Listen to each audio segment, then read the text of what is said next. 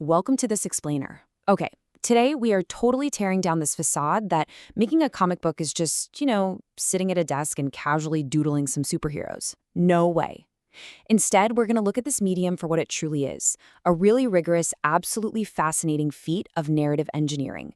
We are talking about a highly structured production pipeline that takes a totally abstract idea and literally binds it into physical reality.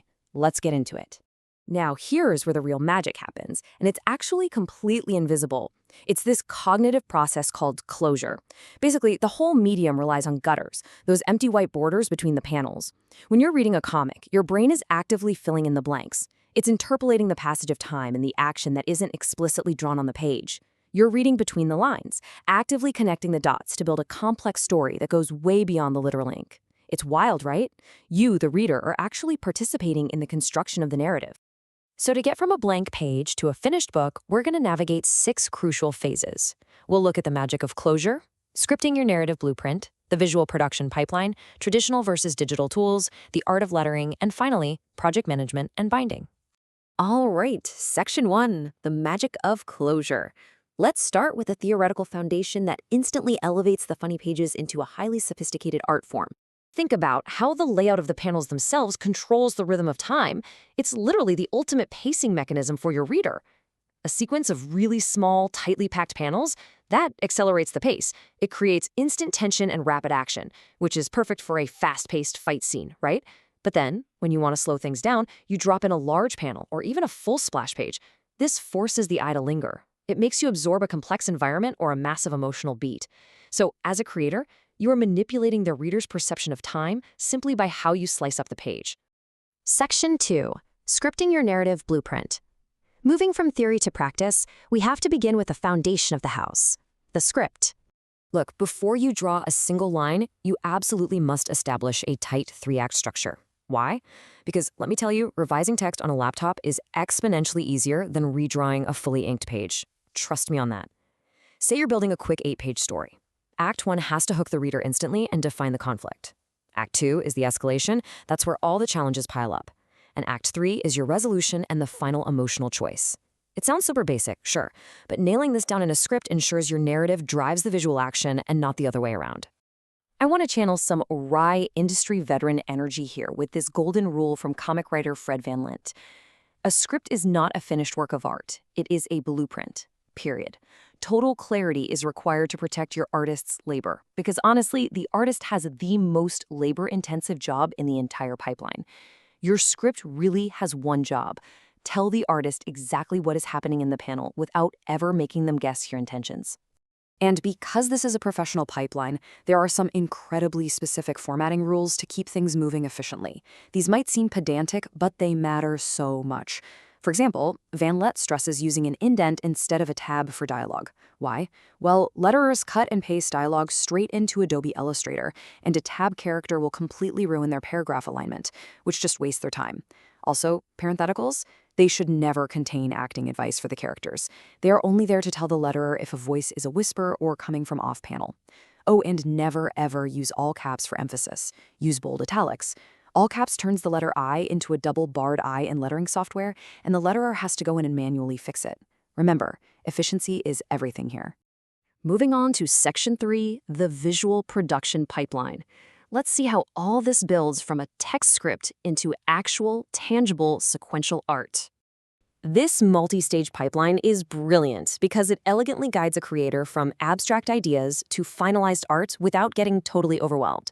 First, you start with thumbnails, these tiny, bare-bones layout sketches just to plan the flow of the page. Once the flow works, you move to rough sketches, defining the anatomy and the backgrounds.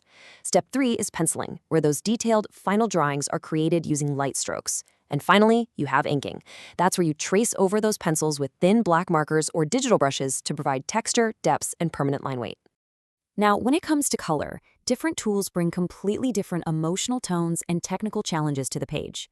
If you use colored pencils, you get this incredibly high control for shading, but you're definitely going to have visible strokes. Alcohol markers, like Copics, give you these vibrant, gorgeous, smooth blends, but they will bleed right through your paper. Or you could just bypass physical media entirely with a digital fill bucket. That gives you instant smooth coverage, but it strictly requires your digital line art to be perfectly closed. If it's not, that color leaks everywhere. Section 4, traditional versus digital tool sets. As we color in ink, every modern creator faces a massive choice in their workflow. This choice introduces a major workflow friction in modern comic creation. Traditional art offers this amazing tactile experience. You're creating a unique, one-of-a-kind physical piece of art. But crucially, it forces problem solving because, well, there is no undo button. If you make a mistake with ink, you have to physically figure out how to integrate it or cover it up.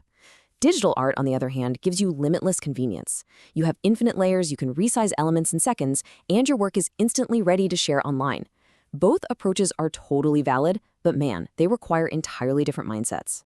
Section 5, the art of lettering. Next, we're diving into the invisible art of placing text, which dictates exactly how the comic sounds inside the reader's head. You absolutely must give the art room to breathe. Veteran editors actually have a strict rule for this. If a character's dialogue exceeds 3 lines in a single speech balloon, you are cluttering the panel. You have to break it up into 2 or 3 linked balloons. If you don't do this, the reader's eye just gets bogged down in this giant wall of text. And worse, you end up covering up the artist's hard work. Think of letterers as visual voice actors. They don't just paste text onto a page, they actively manipulate it to convey emotion. By using bold text, or slightly increasing the font size, or manipulating the spacing between letters, which is called kerning, they can actually show a character raising their voice, drawing out a specific word, or shifting their raw emotional tone. And remember, sound effects aren't just words typed onto a page. They are dynamic graphical elements. The visual design of a sound effect has to match the noise it represents. Think about it. A loud crash needs a sharp, angular, jagged font, probably in a bright, contrasting color. But a whisper or a gentle breeze, that needs a smooth, flowing font. These elements have to integrate seamlessly into the panel's action without ever obscuring the key artwork. Section 6, management and final binding. We've drawn the universe, but now we have to ground ourselves in the somewhat harsh logistical realities of project management. This right here is the provocative question every single aspiring creator asks when staring down a massive, time-consuming project. When you have an 8-hour day job, a spouse, kids going to soccer practice, errands to run, where in the world do you find the time to draw 20 pages of sequential art? Well, the answer is treating it like a professional project from day one. You've got to apply this SMART method. Make your goals specific, measurable, achievable, relevant, and time-bound. Instead of setting out to create a 300-page endless epic fantasy saga right out of the gate, plan an achievable chunk. Aim for a specific, measurable 8-page story that you can actually finish and bind. Veteran creator Matthew Childer swears by these productivity hacks to keep the pipeline moving. Get up an hour early. Join the 6 a.m. club when the house is completely quiet and your cognitive levels are fresh. Write down your schedule hour by hour so you truly own your time. But most importantly, maintain a production chart for your pages and mark completed steps in bright red ink. Seriously, the sheer motivational power of seeing that red ink fill up your grid, that is what gets you across the finish line. And hey, if you have the budget, delegate. Hire a flat colorist or a letterer to instantly double your production speed. Once those pages are finally checked off in red, it's time to physically bind your loose pages into a tangible book. For a standard, thin comic, usually up to 60 pages, you'll use saddle stitch, which is basically just staples right through the center fold. If you're printing a thicker graphic novel, you'll want perfect binding, which uses a hot melt adhesive to create a really nice, flat, professional spine. Or if you're creating a specialized art portfolio, the Japanese stab binding uses decorative sewing to produce a highly durable, beautiful finish. Ultimately, this whole process comes down to a balance. The boundless imagination required to invent characters, worlds, and conflicts is absolutely vital. But that imagination only becomes a reality, something you can physically hold in your hands, through rigorous, structured discipline. It requires formatting those scripts correctly, respecting the production pipeline, and managing your time fiercely. We're going to leave you with this final thought.